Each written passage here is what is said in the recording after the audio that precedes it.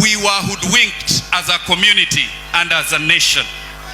to elect a president who is a liar,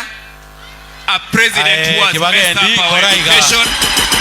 a president who has messed up